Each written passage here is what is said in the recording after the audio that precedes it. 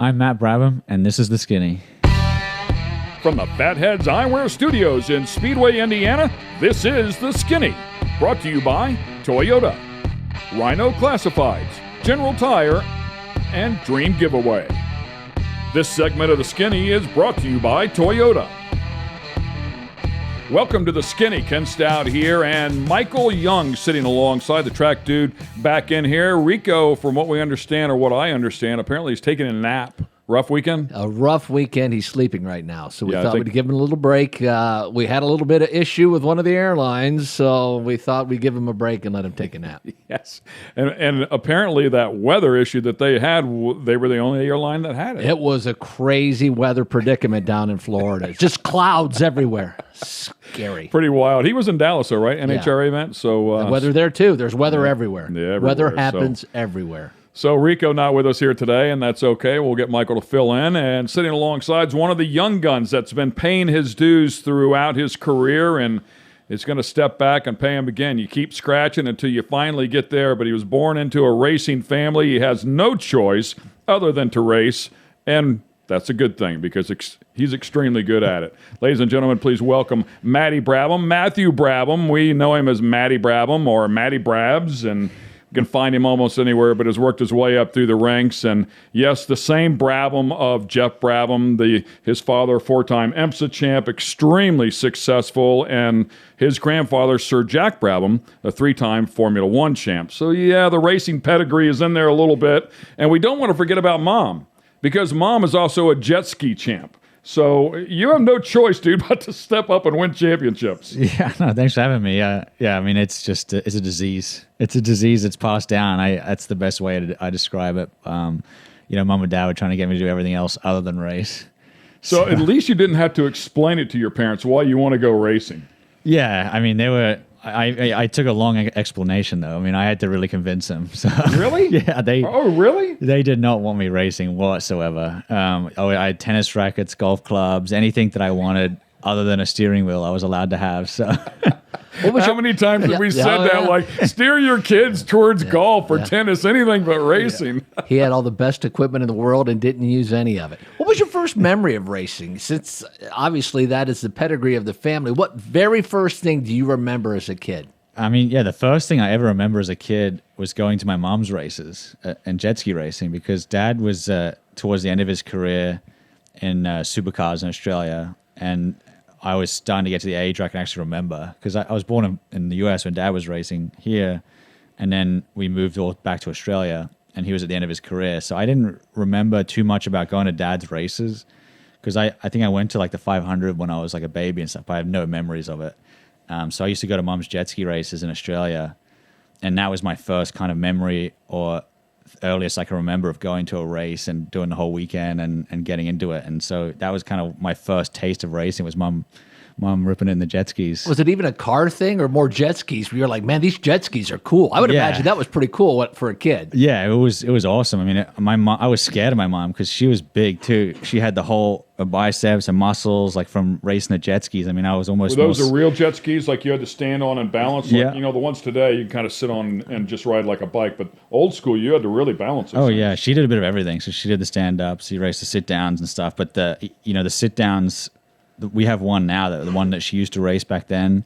And if you hold it flat out and turn it a corner, you can't hold on. Like, you have to be really strong. And so, yeah, I was more scared of Mom, like, as a kid than I was Dad.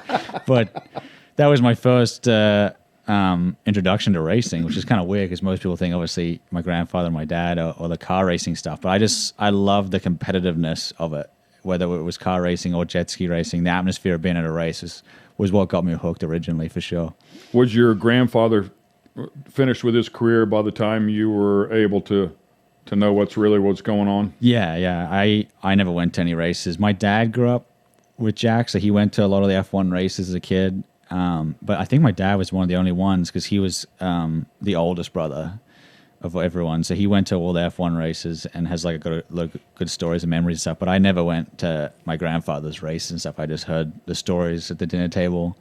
And that was like enough for me, really, because it was pretty wild back then, apparently. But yeah, no, that was, and then I went to I remember one supercar race I went to with my dad and watched, and but yeah, most of my memories as a young kid was mom's jet ski races. Wow. So not even much involvement with your father's career either. How many brothers, sisters does your father have? So there was 3 sons of Jack. Okay. So The other 2 involved in racing? yeah, so David raced in F1.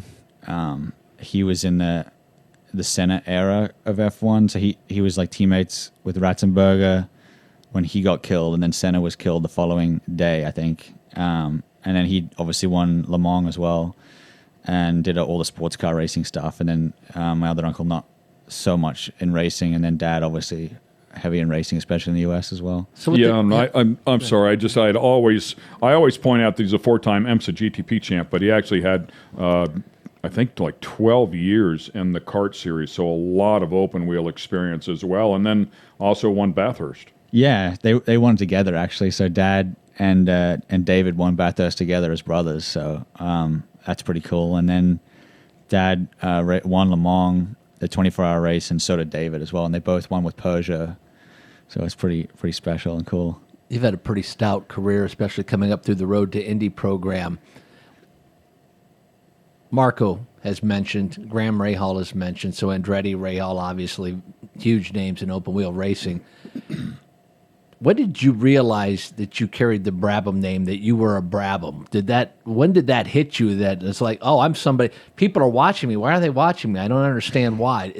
At what point in your career did that start to come about? Probably when I started racing go-karts in Australia, I started to figure out what was going on. Because as a young kid, I was so naive and young to it all. I was like, I just had no understanding of what he had done, either what my dad had done either. And so I used to go to the go-kart track, and Dad would be telling me to do something, and I would look at him like, what do you know? Like, you're just my dad, you know? Like, you have that reaction as a kid with all your parents.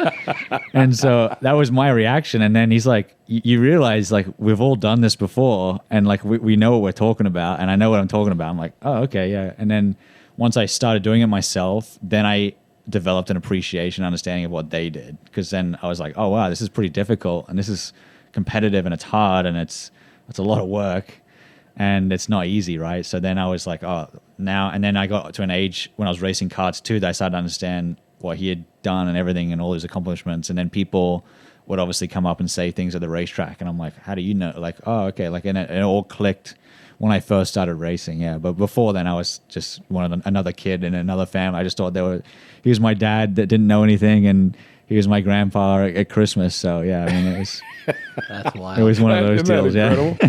So along those lines with that same question, great question, Michael. When did your dad become fully engaged? Like, okay, so he's in the go-kart. Let's see if the kid has any talent. When did he realize, damn, kid's got some talent here? And when did he lock in and say, okay, I've got to really help you out? Yeah, it probably was more when I stepped out of go-karting and started getting into real cars is when he really started helping me out with stuff and really getting involved. Because in go-karting in Australia, I mean, I started racing when I was 7, and I convinced him, because I had some friends that went to and were go-karting, and I went to a race and I watched a race, and I was like, I really want to do this. And I think he could tell that I really wanted to do it. So then we got involved, and I started racing karts.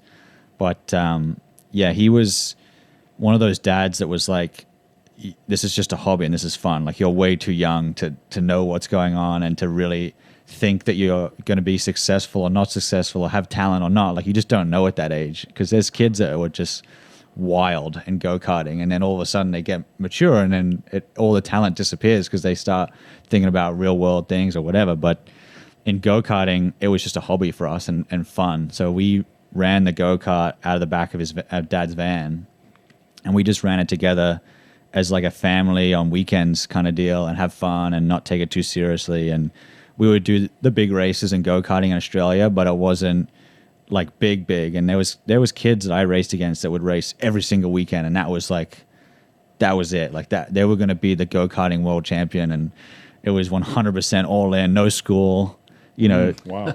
big time career, you know, ready to go. And that's not how we did it at all. It was very laid back, relaxed. We went to the big races, but we'd just show up, no testing, and have fun.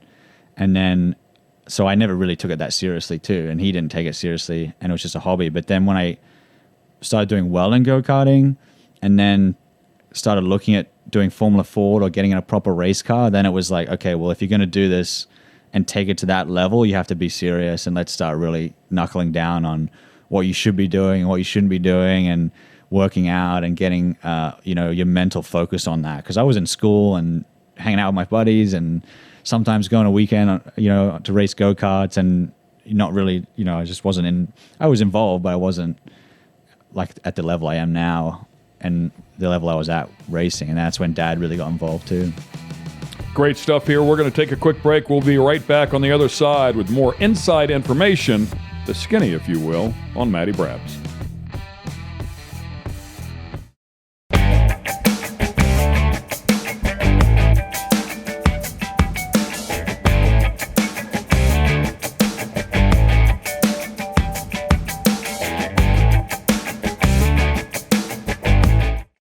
This segment of The Skinny is brought to you by Dream Giveaway. Dream Giveaway has been giving away high-end American muscle cars to raise money for charity since 2007. Dream Giveaway is known for giving away classic and new muscle and paying the federal taxes so the winners don't have to. For $25, you can jump in the game, and part of that goes to charity. You'll have a chance at winning some of the coolest cars on the planet. Check it out at dreamgiveaway.com.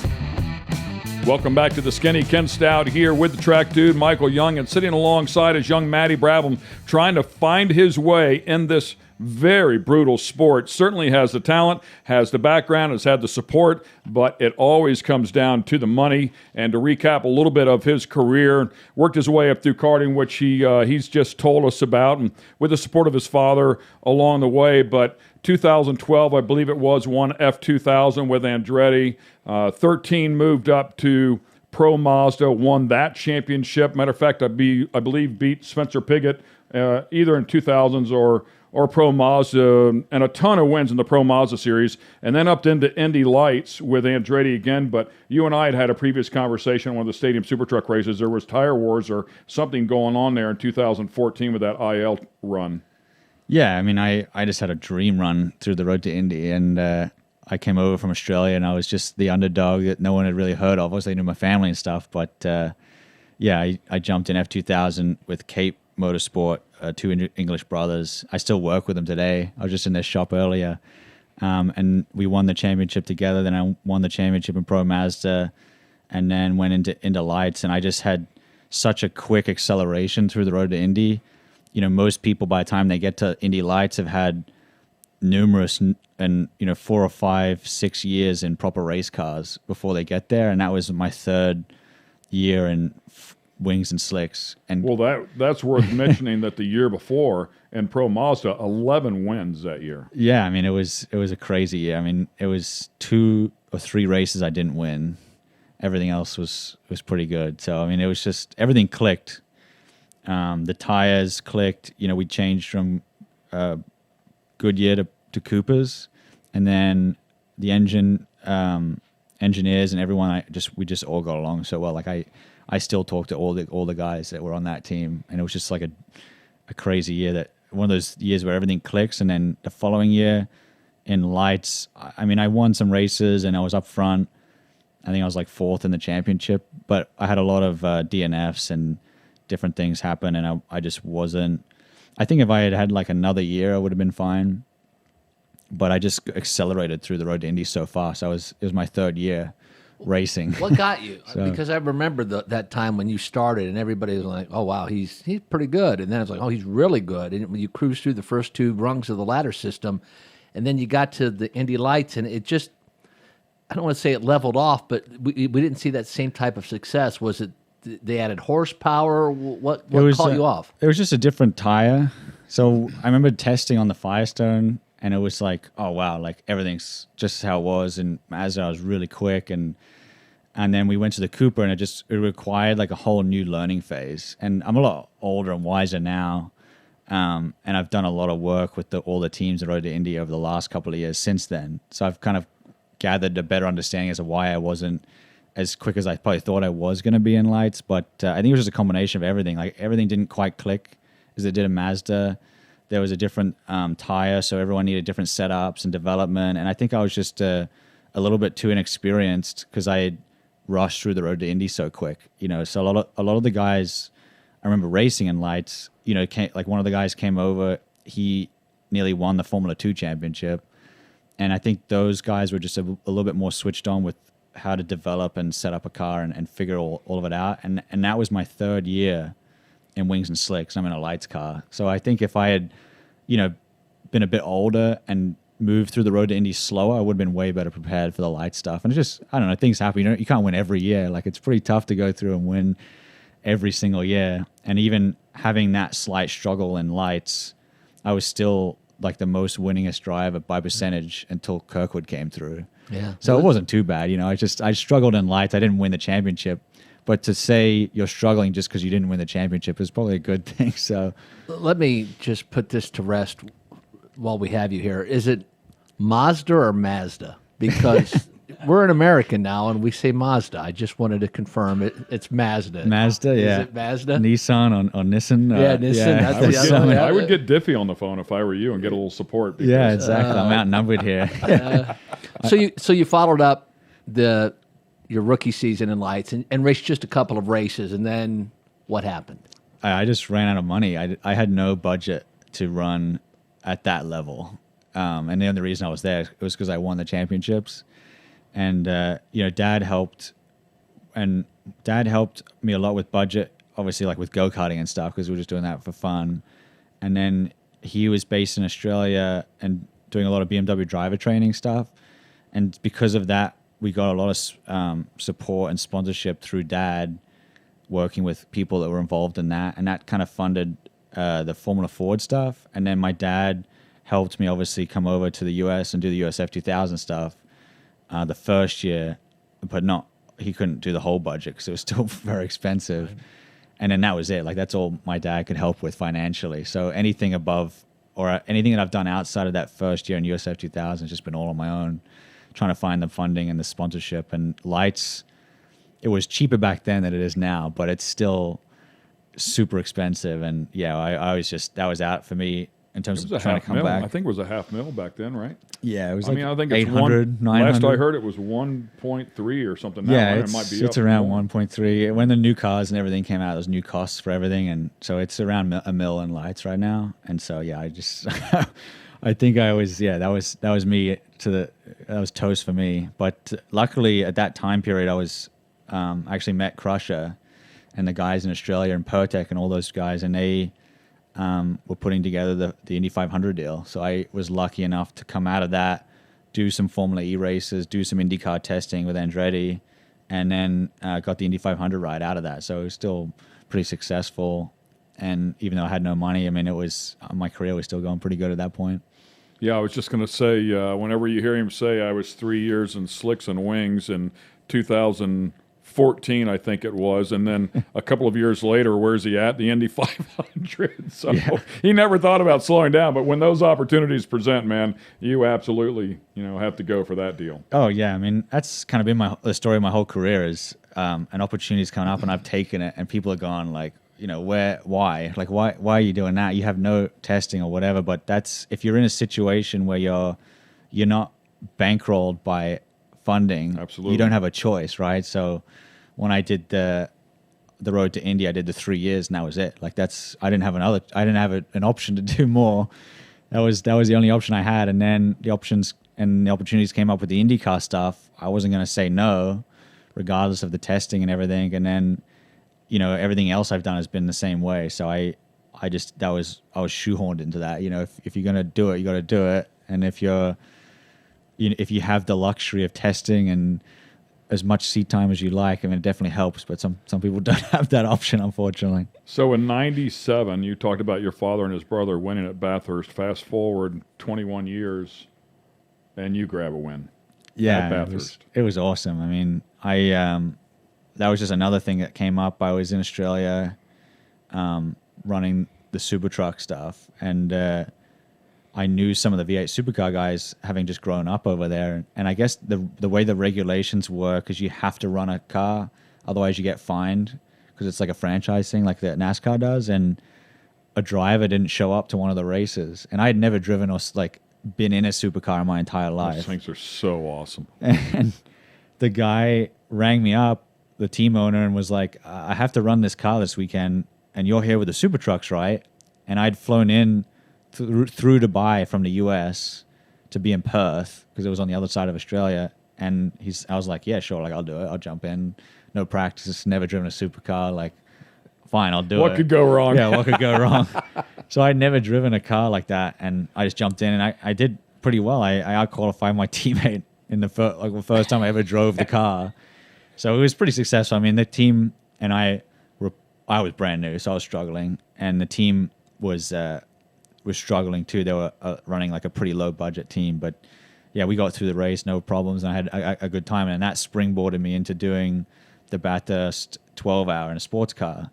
So I did it with BMW, and Tony Longhurst gave me a really good deal, and it was myself, Aaron Seaton, and Tony. And Tony put together just an awesome team, an awesome car, and it was just one of those. Another thing, it was a dream for us. Like it was one of those weekends where it was super easy. All we had to do was bring the car home, and we knew we had the pace, and we won the GT4 class at the Bathurst 12-hour. So that was awesome. And winning any race at Bathurst is mega. Great stuff, for sure. Once again, we're going to take a quick break. We'll be right back with Matty Brabs, one of the most successful names in all of motorsports. This segment of The Skinny has been brought to you by General Tire. It's more than just a slogan. Anywhere is possible with General Tire. General Tire's Grabber X3 Mud Terrain tire offers aggressive styling and is engineered for durability with innovative performance features that are ready to carry you through extreme mud, dirt, and rock-covered terrain. For extreme traction that's ready for anything and rugged styling to match, look no further than the Grabber X3. Make your anywhere possible by visiting GeneralTire.com today.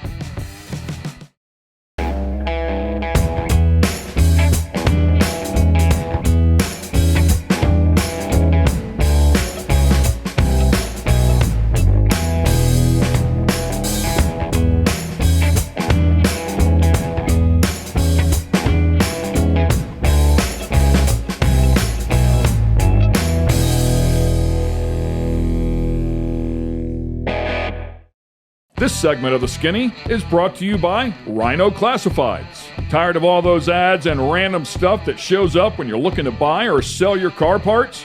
Rhino Classifieds was created just for you. Welcome to a streamlined buying and selling app created by racers for racers and race fans. Modified cars, classic cars, race cars, that special big block you need, the trailer to move your baby around the country in. We got you at rhino.co. We're back here on The Skinny. A little rainy outside here in Speedway today. Some testing that went on out there last weekend. A lot of racing that was at the Speedway, by the way, last weekend. But the 8-hour coming up this weekend. So SRO will be out there turning some laps with some of the best. And we'll have a couple of drivers on here with The Skinny coming up very, very soon as well, including one of the Data Act guys from TRD. Looking forward to getting Shaggy in here. So some great shows coming your way very soon. Ken Stout, Michael Young sitting alongside. Matty Brabs, one of the young guns here, very, very talented, trying to scrap his way into this industry, has had a lot of success, has seen the highest level, and a start with Indianapolis 500, has won a number of races, a two-time, and I venture to say three-time, Stadium Super Truck champ, because you've got a sizable points lead over there, and we'll see if we come up another weekend or not. But if not, you've already locked that thing up for the third time. By the way, the only three-time champion in the history of the series. Nobody else has more than two. So if and when that becomes official, congratulations on that. And if memory serves, and it did happen, rumor has it you had a pretty good day today. You were doing some things that will line you up for next year. Can you talk about it? Yeah, I mean, I can tell you what I might do. I guess I haven't announced anything yet, but I've done 2 seat fittings this week, so it's like I have nothing going on for years, and then all of a sudden there's stuff going on. So I mean, it's exciting. But yeah, I haven't announced anything yet, so we'll keep the news out. But yeah, so why would you have 2 seat settings? Well, one of them just fittings. Sorry. I'm just helping a team out with some setups and development, which is something I've always done. So that's not really too new. But the other thing is I should be back full time, hopefully next year, doing something. So a can't say what that something is just yet. Nothing's been announced, but it's all more positive and more exciting than I have had in the recent years. Because usually it's one of those deals where you go, oh, is it going to happen? I'm not sure, but no, this seems pretty good. So, and that's got to be the frustrating part. You've done so many great things and you've had so many opportunities, but to me, it's never been the great opportunity. It's been an opportunity that if you don't take it, you're not going to get an opportunity. That hopefully this next one will be a great opportunity. Yeah, that's the plan, and I think I'm smarter and older now to understand that. I mean, I think when I was younger, I was like, I just got to win. That's all I'm focused on, and I wasn't great on the business side of things. So I've learned over the years. I've learned and seen a lot of people come through in the way they've done it, and I think I can give it another shot and build up some momentum and get back to what I want to do and where I want to be, which is my goal has always been IndyCar. So I'm really pushing for that, and that's what I've been working on. I just haven't had any traction in the last couple of years. So hopefully it all starts coming together, and I can be smarter about it, and get as many people and friends and connections and just get the whole thing going again. Because at the moment I'm still doing the super trucks. I've been successful. I mean, my name's been on the radar a lot in the IndyCar stuff, but I'm just not there. So I just need to get back in and start getting my name out there again. Everybody knows who you are in IndyCar. I mean, yeah. it's an important step, but it can also be a very frustrating step. Not only do they know who you are, but they know you're capable, very capable of winning, being fast in an Indy car, not necessarily an Indy Lights car even, to the point that you drive the two-seater at a number of events across the country throughout the entire tour. So if they have that much faith in you to put a fan in the back of the car with you and let you go rip, and you guys do rip. I mean, we've had plenty of discussions with Davey Hamilton, and certainly Mario Andretti still believes it's a race. So. Oh yeah, yeah. It's a riot with those guys. I mean, Mario. I mean, that's what he does for fun at the moment, and he's trimming the car out at Indy, and he's doing all kinds of setup stuff, and we're all there like looking at like, are we here racing or are we taking passes around? Like, and there's Mario taking front wing out, on the radio. So it's a blast to be a part of all that. But yeah, no, I know all those guys really well, and I mean it just comes at the end of the day. It comes down to the funding has to come from somewhere. So whether it's you being a good enough driver that a sponsor wants to have you in the car, or you having family connections that have lots of money, like it's dad or mom or an uncle, and I just don't have that luxury. I mean, obviously a lot of people look at me and say, oh, well, you're a Brabham, like surely there's something there for you, and that's just not the case. Like my parents were like, if you're going to do this, it's going to be difficult, and you're going to have to find it on your own, and you're on your own. Like, we'll help with everything else, but my dad was never a good businessman. He was a racing driver. Your big run at the Indianapolis 500 in 2016, it was the 100th running of the Indianapolis 500. So all eyes are on the Indianapolis Motor Speedway. You get a ride, you qualify. Take us back to the first time you got up to speed. You got through the rookie orientation, but now you're at speed. Don't even walk us through qualifying, although that might be a fun story. What was it like going around that place at speed? Oh, it's just incredible. I mean, it's just something you could never, even though you can give someone a really good experience in the two-seater IndyCar round in the IMS, you can never describe or give that feeling what it's really like to race and to be a part of it and drive at that speed. In the two-seater, we do like 180, and which is pretty good, 180, 190. That's legit. Yeah. But it's still not the same. Like, it's when you're going 230 and you're trimming the car out and it's skating and it's going through the corners and you got someone right next to you or you're trying to make a pass. I mean, there's just so much that you don't know, you don't see or you don't feel, you don't know unless you're actually driving the car. And it's like a chess game. I mean, I was just talking to someone today about the race, and they're asking me, oh, what is it like? And what's the race like? And I'm like, it's like a chess game. Like, it's just so much strategy that comes out of just the 500 and that track alone. That's different to every other race in the world. You could race everything and still go to that track and be, oh, like this is completely different. But it's just amazing experience. I was so happy to be a part of it. And it was the 100th running, so it was full. And the atmosphere was incredible.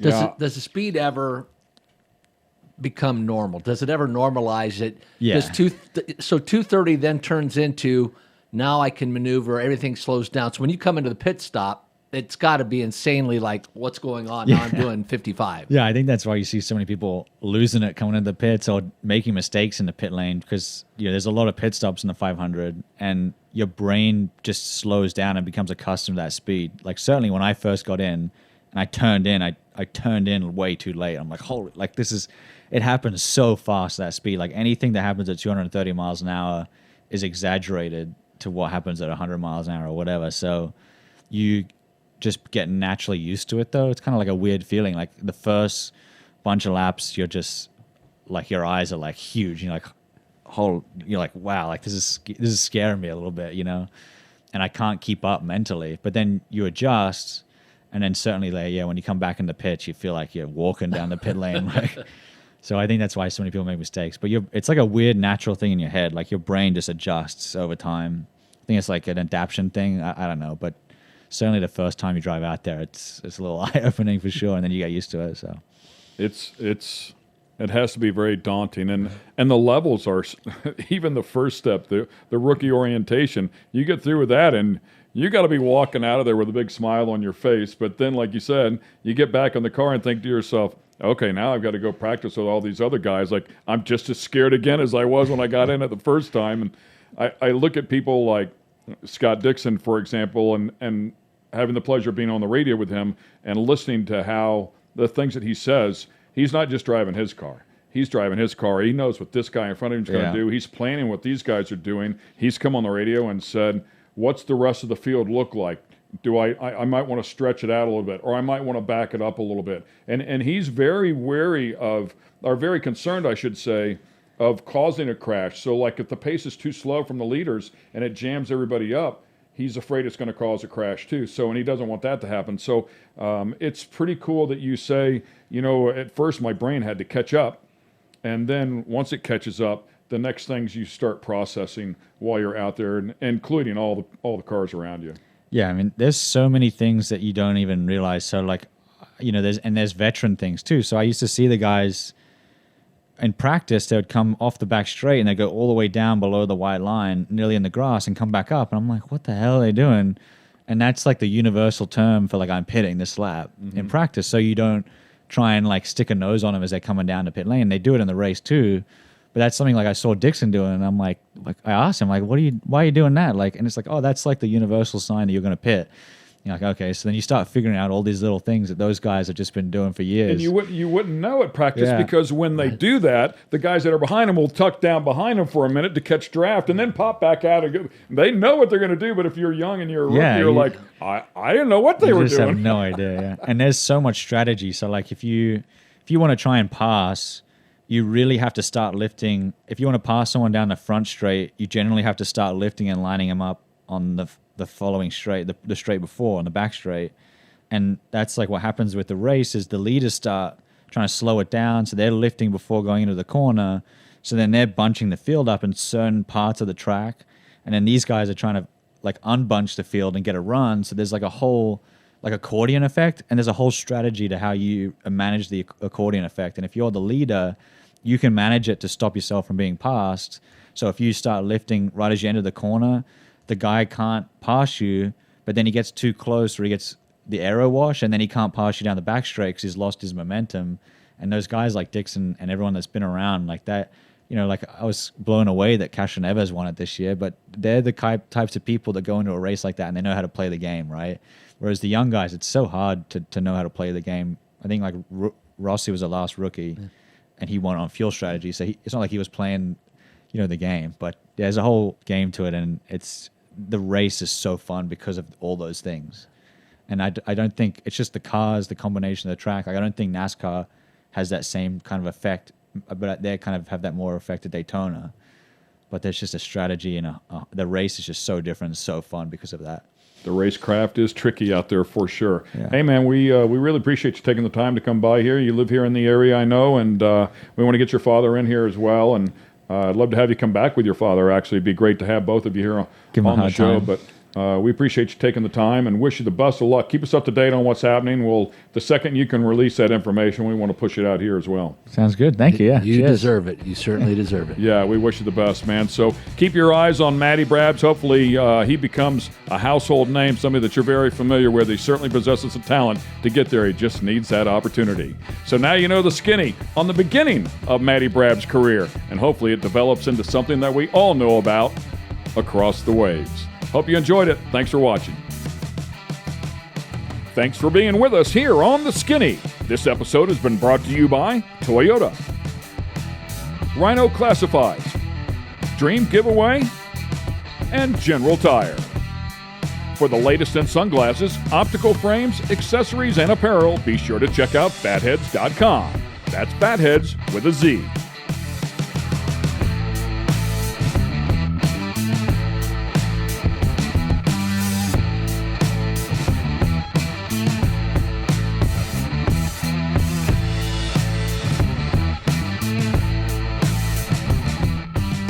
Production facilities provided by Fatheads Eyewear Studios.